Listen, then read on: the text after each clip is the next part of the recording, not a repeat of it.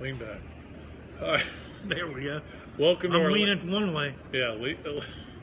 Welcome to our latest Swampcast. Pat, Dooley, Robbie, Andreu. We are here at the Swamp out here in the press box. It's getting a little chilly. Wind's blowing in now.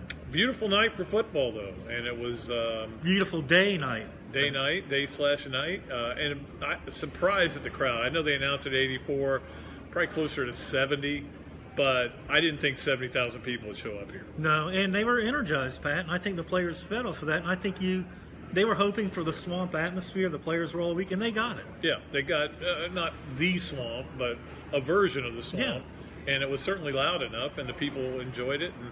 And Robbie, a couple of times, there was actually, I saw this during the game, there was a ball on the ground. Caused by a good hit. I've checked on this. It's called a fumble. Yeah, and a gator fell on it twice. Stunned to see that. But it's kind of funny, you know, when I was looking at UAB's numbers and everything, because I haven't seen them play this year. No. You know, you looked at them and their numbers were impressive. They had over a guy who rushed for 1,100 yards who got nothing tonight. He got stuck.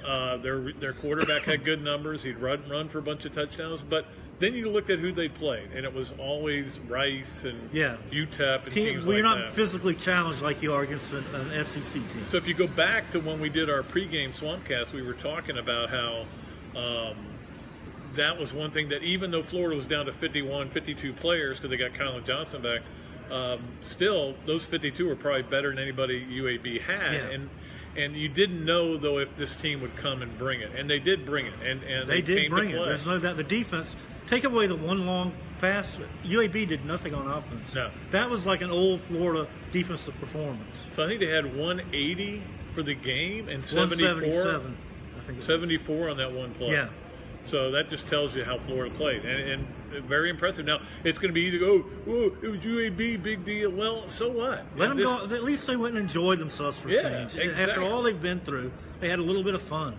And that, to me, was what it was all about. You know, Felipe Franks looked more comfortable. Well, he did. He was probably playing against guys that he's used to playing against, and you know, at that level in high school and stuff. So it wasn't like he was playing against guys, SEC defensive linemen coming at him. And you know, he played pretty well. They have 5 drops? You count? Yeah, 5. The thing is, Pat, he's showing progress. He looked a little better last week.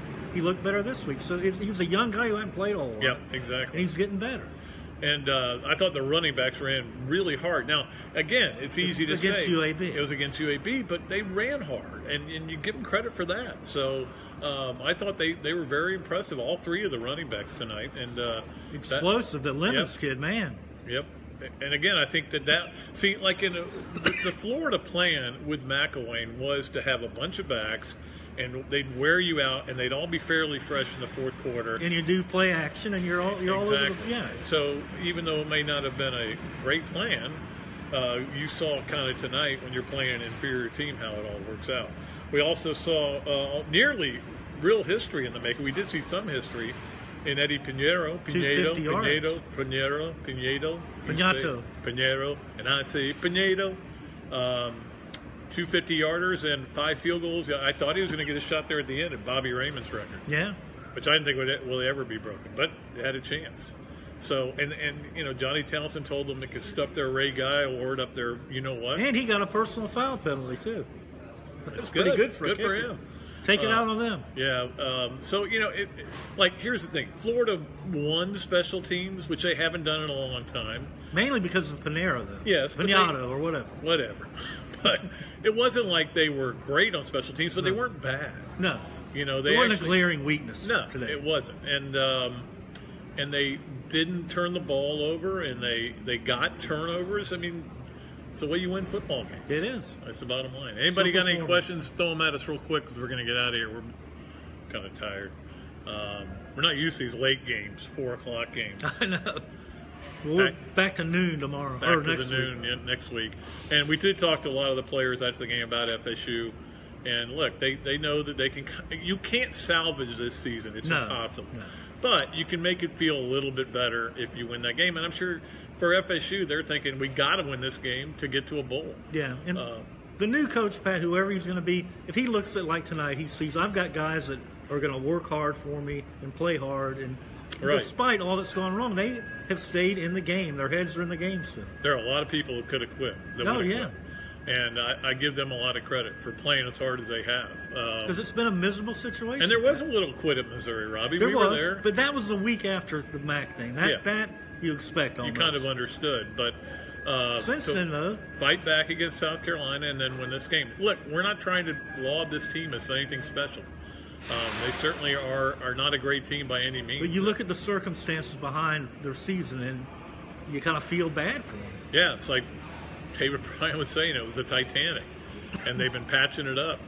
But as I point out in my column, the Titanic did sink. It did sink, and for every rose there was a jack. Yeah. So you've got to. I don't know if that even means anything. I don't know. What does that mean, Pat? It sounds like a song title. It's going to be in my column tomorrow. Write a song about it. I will. For every rose there's a jack. All right, that's going to do it for our Facebook Live and our Swampcast. We'll be back with you next week. I'm sorry, I keep looking up here because I'm watching that A&M Ole Miss game, which is a good one. So we'll go watch the end of that. I think Ole Miss should keep Matt Luke back. I think they will. I think they should. I think they will because I think they need to navigate the storm best with one of their guys. Yeah, and Tennessee's going down hard, as always, as you would expect. All right, so we'll be back next week with a preview of the Florida FSU game. We'll do that on Wednesday. So also watch for the Facebook Live that I usually do on Thursday. Will be on Wednesday, the podcast. All that stuff's going to be done on Wednesday because you know what Thursday is? What? A day to stuff your face and feel good about it and then fall asleep on the couch. So we'll all be doing that. And then football. It's also about football, Thursday, Friday, Saturday. Excited about that. We'll be back then. Until then, Pat, Dooley, Robbie, Andreu saying so long from the Swamp.